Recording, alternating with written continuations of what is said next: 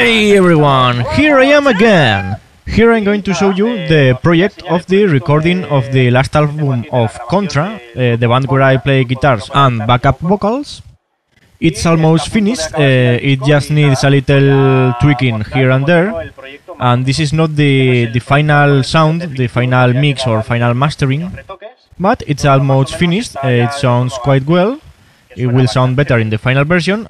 So now I'm going to show you the settings of all the tracks and all the instruments. First of all, here you have the drums. It's a MIDI track. The drummer recorded all the songs with real drums, and then I spent several weeks making exact copies, making those drums in MIDI, exactly as he did. This album is a compilation of all the songs we have recorded in the last years, so the drums are MIDI copies and all the rest of the instruments and vocals are recorded again. So, as I said, that's the MIDI track for the drums. It's with Addictive Drums, and here is the preset I have used. It's a custom preset. I will upload it as soon as I can, so I will share it with all of you.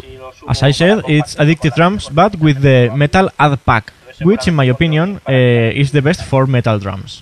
So the master track of the Addictive Drums is sent to a group track which only has one plugin, TLS Saturated Driver, in my opinion the best for drums. I said it like a million times, but it's great and it's freeware. It's like a limiter, but with drums it keeps all the low frequencies and all the power of the hits. And as you see, there is no other plugin, just this, the preset and this plugin.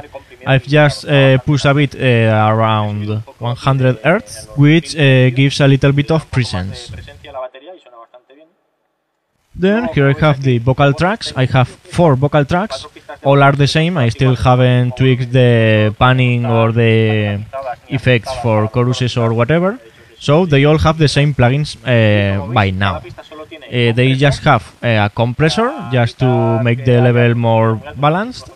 And all those tracks are sent to a group track named, well, in this case it's named Group 4. I'm going to rename it now so I know it's the vocals.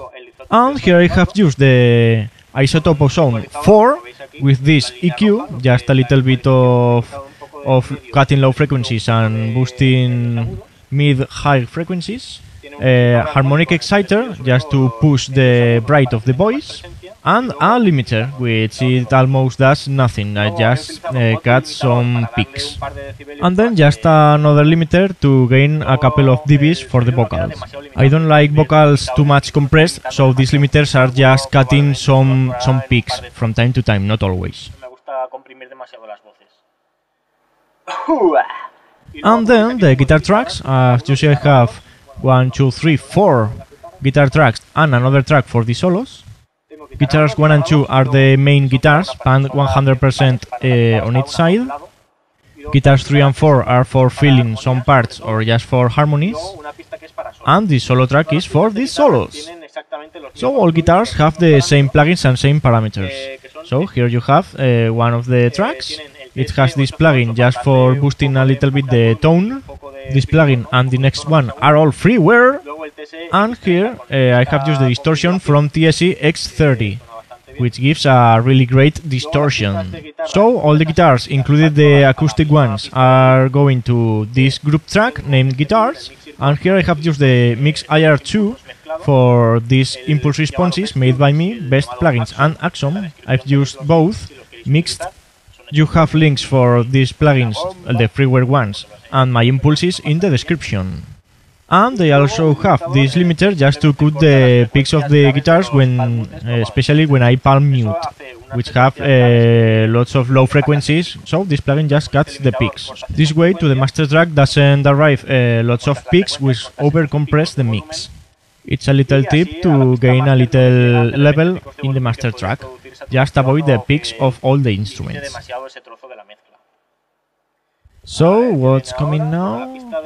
Here I have the solo track, which has the same plugins as the other guitar tracks, but with the stereo delay.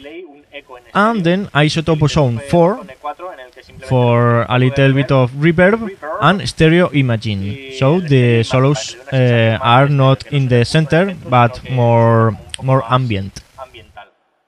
and a limiter, but this limiter is almost doing nothing. And well, now for the acoustic guitars, I use NRR1 for the clean guitars because it has a clean channel, which sounds really great. I've cut the mid frequencies and boost the treble. I think this way sounds great, at least for me. And nothing else, it just goes to the guitar group track, so the impulses are affecting the acoustic guitars too. I haven't used any other plugin, but if you want, you can use any kind of chorus, which will give a great touch to the acoustic guitars. And now the bass, it just have a guitar rig 3 with one of the presets, I think finger bass or something like this, and I've tweaked this preset so it has more drive and more high frequencies. I have also used a limiter just to avoid the peaks of the bass, and then I have used a compressor just to give the bass a little bit of attack, so the bass have more power. And I have also used the EQ from the track to cut some mid frequencies and to boost a lot of high frequencies, so it's more bright. This bass is a real bass, I mean it's not a guitar tuned down one octave, so a real bass always sounds better. And in the master track, look at this, I only have used this plugin, TLS Saturated Driver, which is freeware. It's amazing, it keeps all the low frequencies, but it also is used as a limiter, so it can give a boost in the level of your mix, but keeping all the low frequencies, which most limiters are cutting to just to gain the level. But don't try to push the level too much, because this driver, as it says in its name, it's saturated driver, so if you try to push the level too much, it will create some clipping. So with this plugin I get a loud mix, but keeping all the power in the drums and keeping all the low frequencies. So now I'm going to show you this song, which will be in the next album of CONTRA. I will upload the full album as soon as it's finished. So as usual, I hope you enjoyed this and it was useful for you. And as usual, see ya! One more time!